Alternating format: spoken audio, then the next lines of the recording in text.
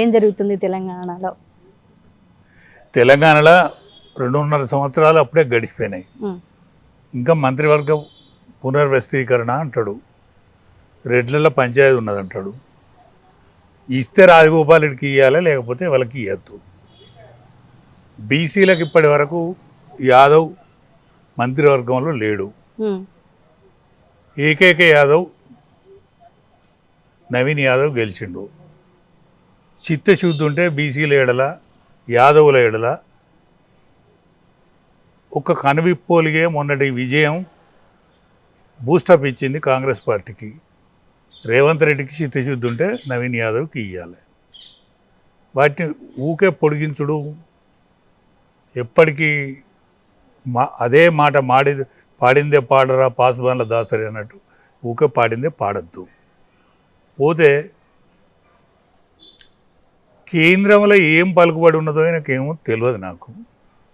పోతే ఇక్కడి పాలిటిక్స్లో ఈ 2.5 సంవత్సరాల ఏమేలుగా పెట్టినని కేరళ ప్రచారాన్ని వేయండు, ఢిల్లీ ప్రచారాన్ని వేయండు, మహారాష్ట్ర ప్రచారాన్ని వేయండు. ఈ ప్రచారానికి పోయిన రిజల్ట్ ఏమున్నదని ఈయన ఇంకా పంపుతాళ్ళు.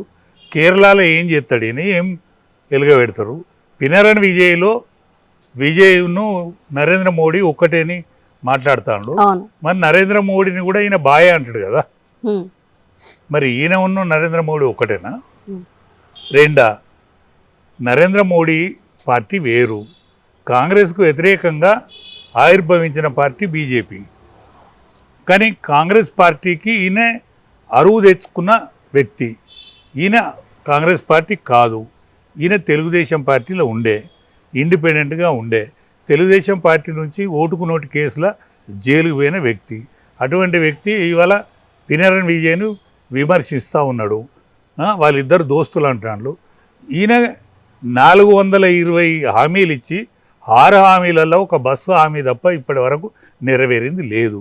అందుకనే నువ్వు ప్రచారానికి పోవుడే కరెక్ట్ కాదు. పోయినాక ఈ పిల్లి కూతలు కుయ్యొద్దు. పోతే నువ్వేమన్నా మంత్రివర్గ విస్తరణ చేయదలుచుకుంటే చెయ్యి, లేకపోతే చెయ్యకు. బీసీల ఎడల కారు కూతలు కూర్చుడు మర్చిపో, అనవసరమైన హామీలు మర్చిపో. ఎందుకంటే నీ కాంగ్రెస్ పార్టీ హిస్టరీలే లేదు ఇప్పటి వరకు. ప్రధానమంత్రి స్థాయి కానీ రాష్ట్ర స్థాయిలో కానీ ఎన్నడూ కూడా 2 సంవత్సరాల 3 నెలలు ఒక ఎస్సీ సామాజిక వర్గాన్ని వ్యక్తి తప్ప ఇప్పటి వరకు అగ్రవర్ణాలే తప్ప ఉమ్మడి ఆంధ్రప్రదేశ్ కానీ సపరేట్ తెలంగాణలో కానీ అగ్రవర్ణాల పాలనే కొనసాగుతుంది.